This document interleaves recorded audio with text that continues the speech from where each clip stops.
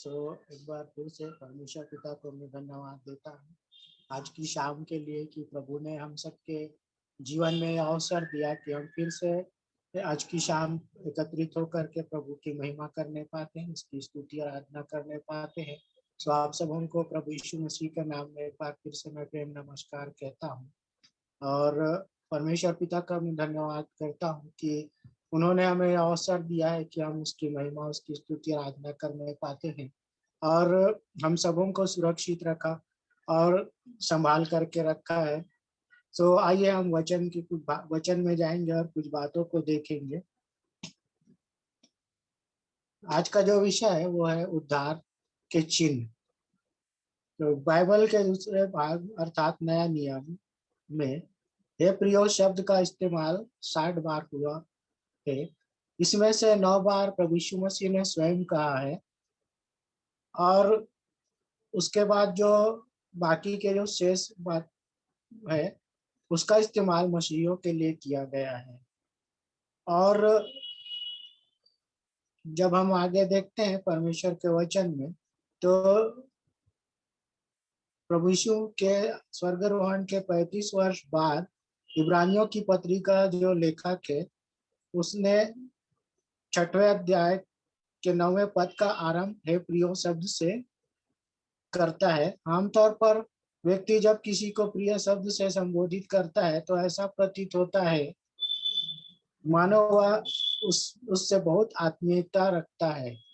और पौलुस जो कि इस पत्री का लेखक माना जाता है तो मसीही विश्वासियों को इस पद में हे प्रियो शब्द से संबोधित करता है।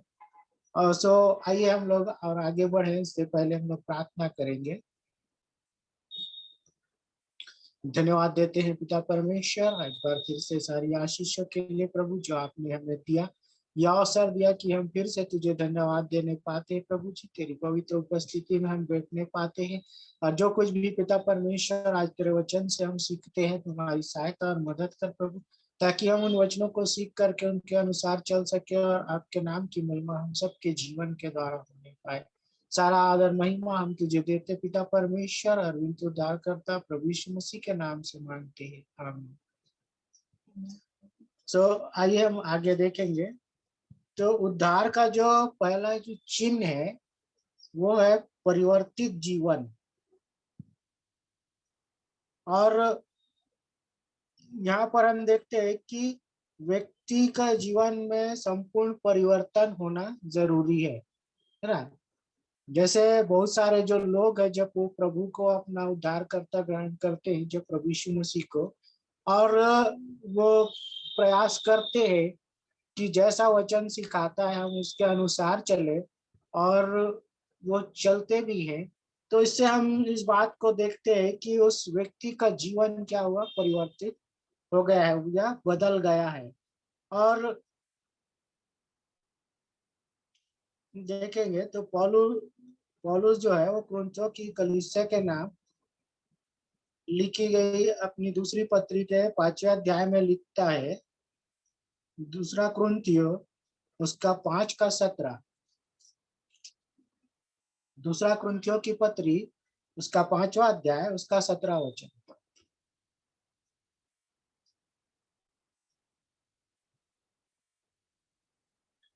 इसलिए यदि कोई मसीह में है तो वह नई सृष्टि है, पुरानी बातें बीत गई है, देखो सब बातें नई हो गई हैं। हाँ, तो यहाँ पर देखिए पौलुस क्या कहता है, इसलिए यदि कोई मसीह में है तो वह नई सृष्टि है। मतलब वो क्या हो गया, परिवर्तित हो गया, बदल गया है। एक विश्वासी व्यक्ति को जो प्रभु यीशु मसीह पर विश्वास करते हैं या एक मसीही जो व्यक्ति है ना, या मसीही जो कहलाते हैं, तो उनके लिए क्या जरूरी है, बदलाव। जब हम प्रभु यीशु मसीह को ग्रहण कर लेते हैं अपने उद्धारकर्ता के रूप में, तब हमारे जीवन में क्या होना चाहिए, होता है बदलाव होता है, हम नई सृष्टि हो जाते हैं। और जो पुरानी बातें हैं, जो हमारा जो पुराना मनुष्यत्व है वो क्या होता है, वो सब नई हो जाती, वो सब समाप्त हो जाती पुरानी मनुष्यत्व। और जब हम प्रभु यीशु मसीह को ग्रहण कर लेते हैं तब हम बदल जाते हैं, परिवर्तित हो जाते हैं।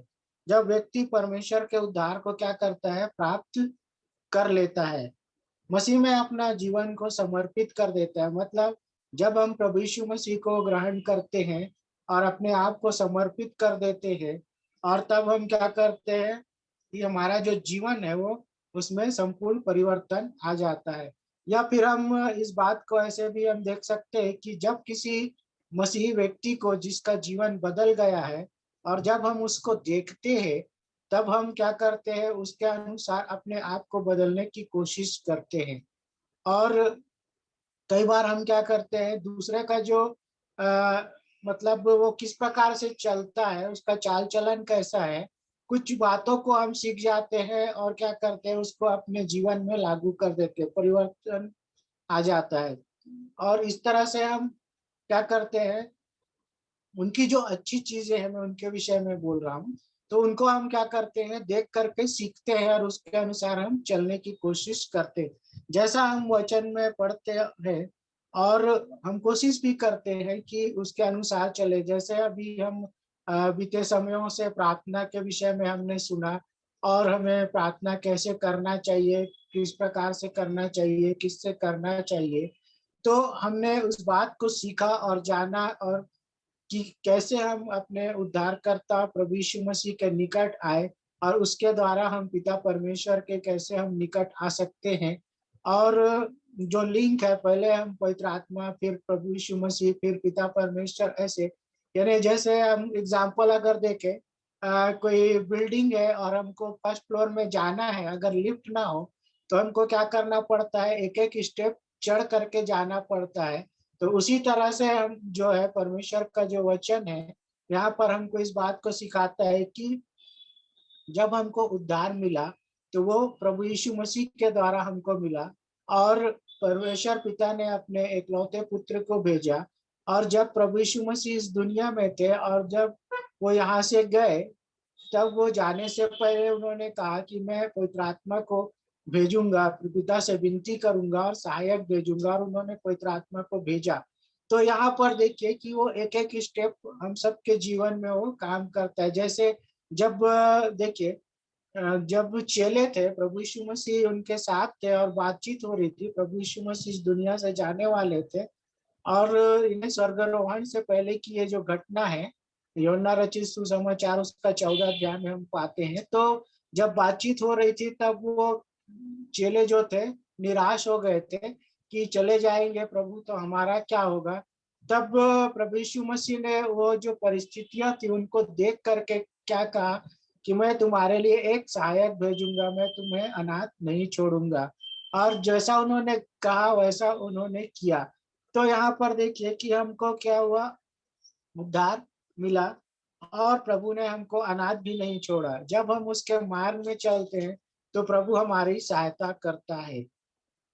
और आगे हम देखेंगे तो एक जो सामरी स्त्री थी, उसकी उसने क्या किया था, 5 पति उसके हो गए थे। और उसके बाद वो जब प्रभु यीशु मसीह के संपर्क में आई, तब वो एक, जब उसने प्रभु यीशु मसीह के विषय में जाना, स्वयं प्रभु यीशु मसीह जब उनसे बातचीत कर रहे थे और जब बातचीत हुआ, तब उसने उस उद्धार को जाना। तो उस महिला ने उस उन बातों को, जो उद्धार की बातें थी जो प्रभु ने उन्हें सिखाई थी, उसको उसने अपने तक सीमित नहीं रखा, उसको उन्होंने क्या किया, बांट दिया। तो यहाँ पर हम देखते हैं कि हमें भी जब उद्धार मिलता है, हम जब कुछ पाते हैं तो हमको उसे बांटना चाहिए।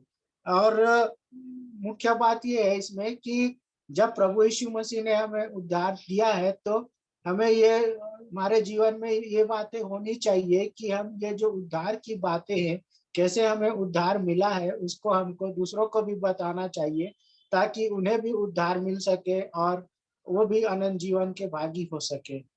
और दूसरा जो चिन्ह है हम उसको देखेंगे, वो है प्रेम।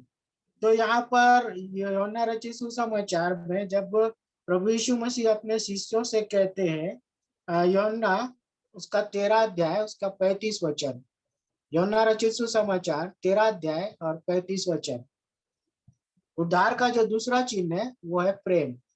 यदि आपस में प्रेम रखोगे तो इसी से सब जानेंगे कि तुम मेरे चेले हो। हाँ, यहाँ पर परमेश्वर का वचन हमको बता रहा है कि हमको एक दूसरे से प्रेम रखना है, और जब हम प्रेम रखेंगे तो हमारे प्रेम को देख करके लोग जानेंगे कि हम क्या है, प्रभु यीशु मसीह के चेले हैं, उसके अनुयायी हैं, उसके मानने वाले हैं।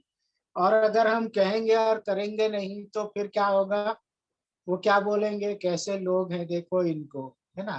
तो यहाँ पर हमको क्या करना है, जब हमको प्रेम करते हैं तो हमारा प्रेम कैसा होना चाहिए, निष्कपट होना चाहिए। क्योंकि हमने बीते समय में हमारा जो अभी कंटिन्यू जो चल रहा है मैसेज वगैरह, तो भाई रुपेश ने भी बताया था कि प्रेम निष्कपट होना चाहिए। और हम जब देखते हैं तो ये जो चिन्ह है, उद्धार का जो चिन्ह है, जो प्रेम है, वो हमारा निष्कपट होना चाहिए। उसमें किसी भी प्रकार का कोई भी दिखावटीपन नहीं होना चाहिए। तभी हम क्या होंगे, उद्धार के भागी होंगे। और वचन में से देखेंगे, पहला कुरिन्थियों की पत्री उसका 13 अध्याय 1 से 8 वचन। पहला कुरिन्थियों की पत्री उसका 13 अध्याय 1 से 8। यदि मैं मनुष्यों और स्वर्गदूतों की बोलियां बोलूं और प्रेम न रखूं, तो मैं ठनठनाता हुआ पीतल और झनझनाती हुई झांझ हूं। और यदि मैं भविष्यवाणी कर सकूं और सब भेदों और सब प्रकार के ज्ञान को समझूं, और मुझे यहाँ तक पूरा विश्वास हो कि मैं पहाड़ों को हटा दूं, परंतु प्रेम न रखूं, तो मैं कुछ भी नहीं। यदि मैं अपनी संपूर्ण संपत्ति कंगालों को खिला दूं या अपनी देह जलाने के लिए दे दूं और प्रेम न रखूं, तो मुझे कुछ भी लाभ नहीं। प्रेम धीरजमंद है और कृपालु है। प्रेम डाह नहीं करता, प्रेम अपनी बड़ाई नहीं करता और फुलता नहीं। वह अनरीति नहीं चलता, वह अपनी भलाई नहीं चाहता, झुंझलाता नहीं, बुरा नहीं मानता, कुकर्म से आनंदित नहीं होता, परंतु सत्य से आनंदित होता है। वह सब बातें सह लेता है, सब बातों की प्रतीति करता है, सब बातों की आशा रखता है, सब बातों में धीरज धरता है। प्रेम कभी टलता नहीं। भविष्यवाणियां हो तो समाप्त हो जाएंगी, भाषाएं हो तो जाती रहेंगी, ज्ञान हो तो मिट जाएगा। तो यहाँ पर देखिए कि प्रेम का जो गुण है उसको पौलुस ने क्या किया, इस प्रकार से वर्णन किया इस वचन के अनुसार जो अभी पढ़ा गया, पहला कुरिन्थियों 13 1 से 8।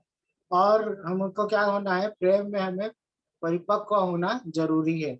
और ये आसान बात भी नहीं है। हम कभी कभी क्या करते हैं, प्रेम करते हैं ऐसा कहते हैं, लेकिन हमारा प्रेम क्या होता है, एक दिखावा रहता है ना।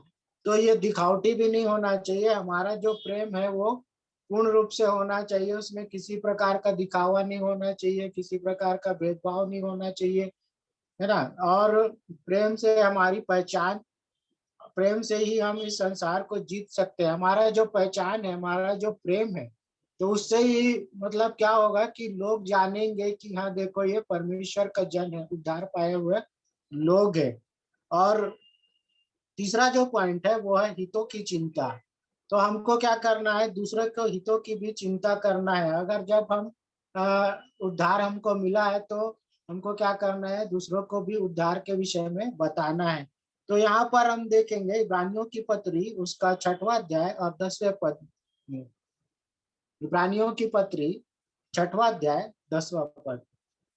क्योंकि परमेश्वर अन्यायी नहीं कि तुम्हारे काम और उस प्रेम को भूल जाए जो तुमने अपने नाम के लिए इस रीति से दिखाया कि पवित्र लोगों की सेवा की और कर भी रहे हो।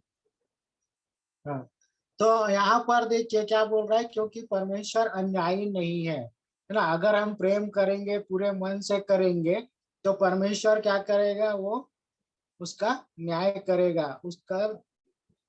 और आगे देखेंगे कि तुम्हारा काम और उस प्रेम को भूल जाए, है ना।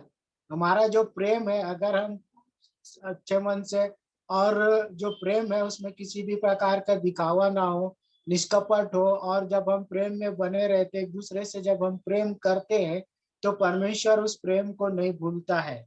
और यहाँ पर हमको क्या करना है, अपना ही हित का चिंता नहीं करना है, हमको दूसरों की भी हित का चिंता करना जरूरी है। हमको भी उनको सुसमाचार बताना जरूरी है, ताकि उनका भी जीवन जो है वो उद्धार पा सके।